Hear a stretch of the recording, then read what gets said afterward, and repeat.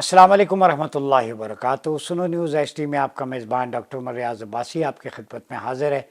आज बात करेंगे इस्लामी रियासत पाकिस्तान में कौन सा निज़ाम।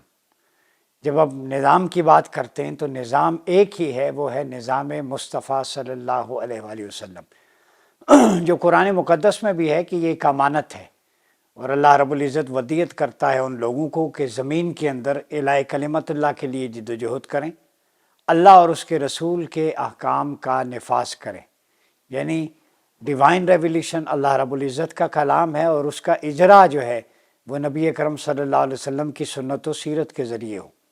तो पाकिस्तान को बने नाज़रीन 77 साल हो गए।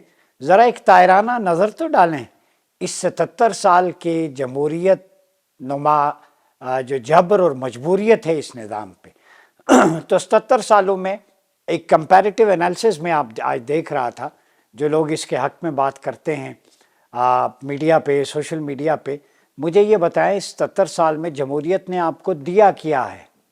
जबर दिया है, ख़ुदकुशियाँ, ख़ुदसोजियाँ, मेरिट का कत्लेआम, अकरबा परवरी, नेपोटिज़म, स्टेटस को, ये सारी बाक़ियात सय्यात हैं जो जमहूरियत के विरसे में मिली हैं। जितने तरक्याती काम हुए हैं वो यूनिटी ऑफ कमांड यानी 1 यूनिट के दौर में हुए, जब जो है वो एक शख्स हुक्मरानी पे होता था तो उसमें बिलखुसूस ज़्यादा वेलफेयर के प्रोजेक्ट्स हुए। आप जनरल अयूब के दौर को देखें, पाकिस्तान की डिप्लोमेसी कहाँ पे थी। जनरल ज़िया के दौर में क्राइम रेशो कम थी, महंगाई नहीं थी। इसी तरह अयूब खान के दौर में आपके जितने बड़े बड़े प्रोजेक्ट्स हैं एनर्जी के और डैम्स वो उस दौर में बने। जनरल मुशर्रफ के दौर को आज हर शख्स याद करता है इस हवाले से कि उस दौर के अंदर बिज़नेस बहुत ज़्यादा था, मोबाइल इंडस्ट्री, रियल इस्टेट, आप हर शख्स खुशहाली में था और ग्रास रूट लेवल तक जो बल्दियाती निज़ाम है उसकी रूह उसको लाया गया और आवाम के फलाह बहबूद के प्रोजेक्ट्स हुए। ये आज वो लोग भी मानते हैं कि जो जमहूरियत पर यकीन रखते हैं। अगर ऑनवर्ड देखें तो जमहूरी अदवार के अंदर जब भी है करप्शन सबसे ज़्यादा हुई। अभी हाल ही में IMF की रिपोर्ट आप देखें, खरबों की करप्शन हो रही है। मुझे कोई शख्स ये बताया 18वीं तरमीम के ज़रिए आपने सूबों को ऑटोनमस कर दिया, एम्पावर कर दिया। हाँ, आपने NFC के ज़रिए पैसा दिया, वो पैसा आवाम पर लगा, कौन पूछने वाला है। कराची जिस शहर में जो इकोनॉमी का हब है पूरे मुल्क का, उसमें मैन होल खुले होते और सैकड़ों बच्चे उसमें उनकी जानें जा चुकी हैं। अभी पिछले दिनों कल परसों एक बच्चे की जान गई। इसी तरह गटर खुले होते हैं, सीवरेज का कोई सिस्टम नहीं है, ट्रैफिक का कोई नहीं है, स्ट्रीट क्राइम्स बहुत ज़्यादा है। तो 30 साल में मेरा सवाल है, कराची और सिंध में किसकी हुकूमत है, कौन जिम्मेदार है। उनके अपने एसेट्स चेक करें। क्या जमहूरियत में हुक्मरानों के, वज़राए आला के, मुशीरों के, वज़ीरों के, ब्यूरोक्रेसी के अपने असासे तो आसमान को छू रहे हैं, लेकिन अवाम के असासे 2 रोटी तक महदूद हो गए। ये है जमहूरियत। जमहूरी हुकूमत में ये नहीं होता। आप पंजाब में, KP में, किसी भी सूबे में, बिला तफरीक में बात कर रहा हूँ, एक प्रोजेक्ट लॉन्च करते हैं, उस प्रोजेक्ट की इतनी वक़्त नहीं होती जितनी उसकी एडवर्टीजमेंट अखबारात में चली जाती है अपनी पर्सनल प्रोजेक्शन के लिए। ये कहाँ लिखा हुआ है? सैयदना उमर ने अपनी पर्सनल प्रोजेक्शन के लिए कभी इफ्तिताह नहीं किया। वो डायरेक्ट प्रोजेक्ट खुलफा के दौर में लगते थे। जब हम वो बातें करते हैं तो कहते हैं वो किताबी बातें। भाई वही असल खालिस निज़ाम हुक्मरानी था। मुझे एक तख्ती दिखा दें किसी खुलफाए राशिदीन के दौर में जो लगी हो। वो डायरेक्ट जितना भी बैतुल माल का पैसा था माल के ज़रिए अवाम पर खर्च होता था। ये वज़ीरों की फ़ौज ज़फ़र मौज उस वक्त नहीं होती थी। यही मसला है कि जो दावेदार हैं जमहूरियत के हक़ के, वो उसमें दलाइल देते हैं चूँकि उनको लिफाफा मिल जाता है, चाहे वो मीडिया में बैठ के, सोशल मीडिया में। ये पूरा नेक्सस है, मैं आपको समझा रहा हूँ स्टेटस को का। उसमें मीडिया भी शामिल है, उसमें सियासतदान भी, जागीरदार भी, सरमायादार भी, इशराफिया भी, ब्यूरोक्रेसी भी। ये सारे MLM सिस्टम है, मल्टी लेवल मार्केटिंग। इन दोनों के मफादात एक दूसरे से वाबस्ता हैं। ये चंद ख़ानदान जो 22 करोड़ का खून निचोड़ रहे हैं, आप हिसाब लगा लें, आज मैं काउंट करके आया हूँ, ये 22 करोड़ अवाम में से चंद ख़ानदान हैं जिसकी प्रॉपर्टीज़ बाहर है, जिनके एसेट्स बाहर हैं, जिनका पैसा बेशुमार, बच्चों की एजुकेशन बेशुमार। उनके असासे तो बढ़ रहे हैं लेकिन मुल्क कमज़ोर हो रहा है। ये कैसी जमहूरियत है जिसमें वज़ीर के असासे, उसका कारोबार तो मुनाफा बख्श है, لیکن ملک کمزور ہو رہا ہے، اس کے ادارے کمزور ہو رہے ہیں، تو وہ کرپشن کا دیمک جو چاٹ کے کھا رہا ہے، اس سے ہمیں جان چھڑانی ہوگی۔ اسی لیے تکمیل پاکستان جناب سعد نذیر صاحب یہ بات کرتے ہیں کہ ہم اس شورائی نظام کی طرف، خلافہ علی منہاج النبوہ کی طرف جائیں، جس میں پروٹوکول کے لیے کوئی جگہ نہیں ہے، جس میں سٹیٹس کو کی کوئی جگہ نہیں ہے، اشرافیہ کی کوئی جگہ نہیں ہے۔ جو پیسہ بیت المال میں آئے وہ عوام کے ٹیکس کا پیسہ عوام پر خرچ ہو، اشتہارات پر خرچ نہ ہو، عوام پر خرچ ہو، مڈل مین پر خرچ نہ ہو، عوام پر خرچ ہو، وزیروں مشیروں کی جیب پر خرچ نہ ہو، ان کے بچوں کے عللوں تللوں پر خرچ نہ ہو، ان کے فورن ٹورز پہ خرچ نہ ہو۔ یہاں تو ایک ایک ٹور اس قوم کو کروڑوں اربوں میں پڑتا ہے، بڑے بڑے ہوٹلوں میں ٹھہرتے ہیں۔ اتنی غریب قوم کے امیر وزراء کہاں سے آگے؟ دنیا بھی حیران ہوتی ہوگی۔ پھر کس منہ سے؟ وہ اسی لیے آپ کو قرض دیتے ہیں سود پر، تاکہ آپ عوام کا خون نچوڑ سکیں۔ یہ سودی معیشت آپ کے میرے ٹیکس پیئر کے پیسوں سے یہ سود پے کرتے ہیں۔ کس چیز کا؟ جو اپنے باہر کے دورے کرتے ہیں، جو وہاں پہ شاہ خرچیاں ہوتی ہیں۔ تو یہ عوام کو جو ہے میں سمجھانا چاہتا ہوں، اس نظام کو ایکسپوز کریں۔ اس کے مقابلے میں جو میں کرتا ہوں نظام سجیسٹ آپ کو، وہ قرآن مقدس کا نظام ہے، میری آواز نہیں ہے۔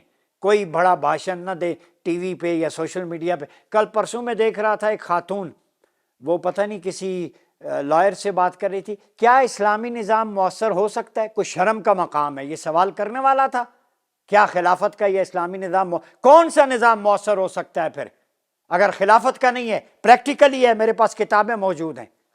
آپ کو سوال کرنے کی اجازت نہیں ہے کہ کون سا مؤثر ہو سکتا ہے۔ مؤثر ہے ہی اسلامی نظام، وہ قرآن و سنت کے دائرے میں۔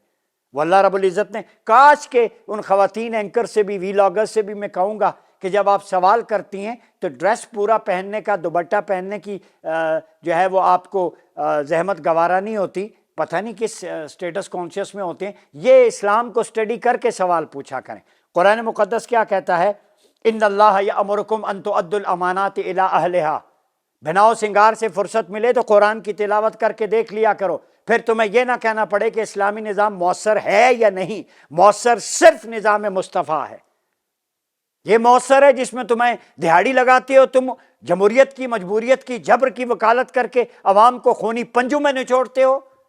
یہ وہ اینکرز، یہ وی لاگرز، یوٹیوبرز برابر کے شریک ہیں جو جمہوریت اور مجبوریت کی وکالت کرتے ہیں۔ یہ چاہتے ہیں کہ عوام غلام رہیں، یہ چاہتے ہیں کہ اشرافیہ کا مال اور بنتا رہے، ان کی بھی عیاشیاں کھلتی رہیں۔ ایسا نہیں ہو سکتا۔ قرآن کہتا ہے کہ اللہ تمہیں حکم دیتا ہے، امانتیں یعنی ذمہ داریاں امانت دار لوگوں کے سپرد کر دی جائیں۔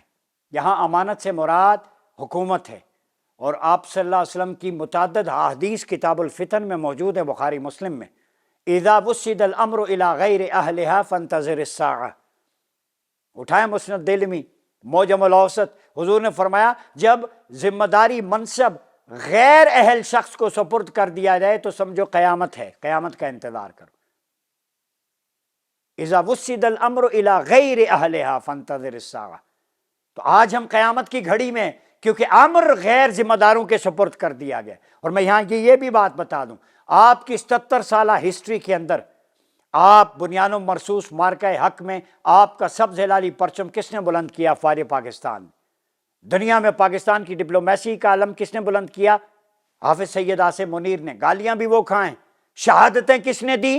فوجی جرنیلوں سے لے کے سپاہیوں تک ہر طبقے نے۔ خوارج کے خلاف سینہ کون پیش کر رہا ہے؟ افواج پاکستان۔ اس ملک کے اندر یونٹی آف کمانڈ لا کے یونٹی پیدا کرنے کا موقع کون دے رہا ہے؟ بنیان و مرصوص میں افواج پاکستان۔ آپ کے شاہین پرچم سر بلند کر رہے ہیں، آپ کی ایئر فورس، نیوی، آرمی۔ یعنی اس ملک کو اگر سنبھالا دیا ہوا ہے انٹرنلی ایکسٹرنلی، اپنا خون دے کے، اپنی ایکسپرٹیز اور سکلز کے ذریعے افواج پاکستان ہے۔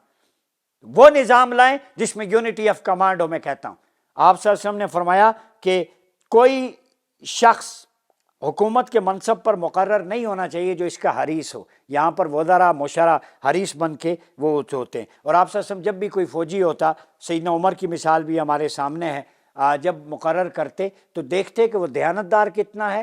اگر وہ حافظ ہے، وہ قرآن فہمی جانتا ہے، تو اس کو فرنٹ سے لیڈ کرنے کا کہتے۔ وہ گورنر ہوتا، ہیڈ آف اسٹیٹ ہوتا، اس ریاست کا والی ہوتا۔ تو آج اگر حافظ صاحب کے ہاں حافظ قرآن بھی ہیں، ویژن بھی ہے، وزڈم بھی ہے، ملک کو آگے لے کے جا رہے ہیں۔ بنیاد و مرصوص سے پہلے والا جمہوری پاکستان اور بعد والا پاکستان دیکھیں تو کریڈٹ صرف ایک ادارے کا ہے، اس کا نام ہے افواج پاکستان، جو جہاد فی سبیل اللہ کا ادارہ، جس کے قرآن کی آیتیں پڑھنے سے ہندوستان کانپتا ہے، اس کے خلاف بکواسیات اور مغلظات ٹی وی پہ باہر بیٹھ کے ڈالروں پہ جو ہے وہ کرتے۔ یہاں آ کے خوشبو لگا کے بات کرو، تم امریکہ میں کینیڈا میں ڈیجیٹل ٹیررزم پروموٹ کر رہے ہو، را کے ساتھ مل کے MI5 کے ساتھ، تمہیں وہاں سے ڈالر ملتے ہیں، جس دھرتی کا کھاتے ہو، یہ ماں دھرتی جس نے تمہیں پہچان دی ہے، اس کے خلاف بھونکتے ہو۔ تو میں سمجھتا ہوں کہ ہمیں اس نظام کو لپیٹ دینا چاہیے، سیدھی سی بات، ایک حل ایک سولوشن ہے پاکستانیوں، یہ نظام لپیٹیں، خلافہ ماڈل کی طرف آئیں، جس میں ایک حاکم ہو، یونٹی آف کمانڈ ہو، وہی سپہ سالار ہو، وہی ایڈمنسٹریشن آپ کا کل دیکھتا ہو، نیچے 25 30 50 لوگوں کے سبجیکٹ اسپیشلسٹ کی ٹیم بنا دیں۔ ہمارے پاس پورا فارمولا ہے، ہر سبجیکٹ کا بندہ۔ کہتے نہیں ان سے ملک نہیں چلتا، تجربہ نہیں ہے، ہاں بالکل نہیں چلتا، ہمارے جیسے PhD ڈاکٹر سے نہیں چلتا، جیسے تم چلاتے ہو کرپشن میں، ہم سے چلے گا دیانتداری کے اصول پہ۔ آپ ایک ماہ دیکھیں گے کہ ملک کس سمت چلتا ہے۔ تم اللہ تللے سیکٹری بیوروکریٹ جو انہیں کرپشن کی لائن دکھاتے ہیں، تمہاری طرح ہم نہیں چلاتے، تمہاری طرح ملک نہیں چلتا۔ تمہیں تجربہ ہے کرپشن میں، ہمیں تجربہ ہے دیانت اور امانت میں۔ ہم للہیت کے تحت، اللہ اور اس کے رسول کے فرمان کے تحت کوچنگ کرنا جانتے ہیں۔ اگر ایک ادارہ، ایک عالم دین یا ایک ادارے کا سربراہ اب اپنے ادارے چلا سکتے ہیں، وہ ایجوکیشن سینٹر ڈپارٹمنٹ چلا سکتے ہیں، تو ایک ملک کا جو فائننس کا ڈپارٹمنٹ، اسلامی نظریاتی کونسل کا، یہ ایک کیوں نہیں چلا سکتے؟ جو اگر یونیورسٹی میں کامیاب ہے، IRI میں کامیاب ہے، مختلف اداروں میں کامیاب ہے انٹلیکچوئل، وہی انٹلیکچوئل ملک کے ایک چھوٹے سے ادارے کو کیوں نہیں سنبھال سکتا؟ میرے سوال کا جواب دیں۔ ادھر لوگوں نے پوری دنیا کے اندر نظام سنبھالے ہوئے، ادارہ جاتی ہے ایڈمنسٹریشن کے، لائیں اس برین کو جو پاکستان سے باہر ہے، جو پاکستان کا، لائیں اس برین کو جو یونیورسٹیز میں سرو کر رہا ہے 1 لاکھ روپے، 70,000 روپے تنخواہ پہ، جو HOD بن کے، ڈین بن کے، جن کے پیپرز انٹرنیشنل جرنلز میں چھپتے ہیں، وہ ملک نہیں چلا سکتے، جن کے آرٹیکلز پہ پالیسی بنتی ہے دنیا کی۔ آج میں بتاتا ہوں، میرے کاؤنٹر نیریٹو جو ایکسٹریمزم پہ، ٹیررزم پہ تھا، اس پہ ویب میں 2021 میں ترکی میں بیسٹ پیپر تھا، انہوں نے اپنی پالیسی میں شامل کیا۔ میں تحدیث نعمت کے طور پہ کہتا ہوں، یورپی یونین میں آرٹیکلز میرے میگزینز میں، وہاں پالیسی میکنگ اتھارٹیز میں جینڈر بائی ڈسپیرٹی پہ میں نے پیپرز دیے، وہاں پہ چھپے۔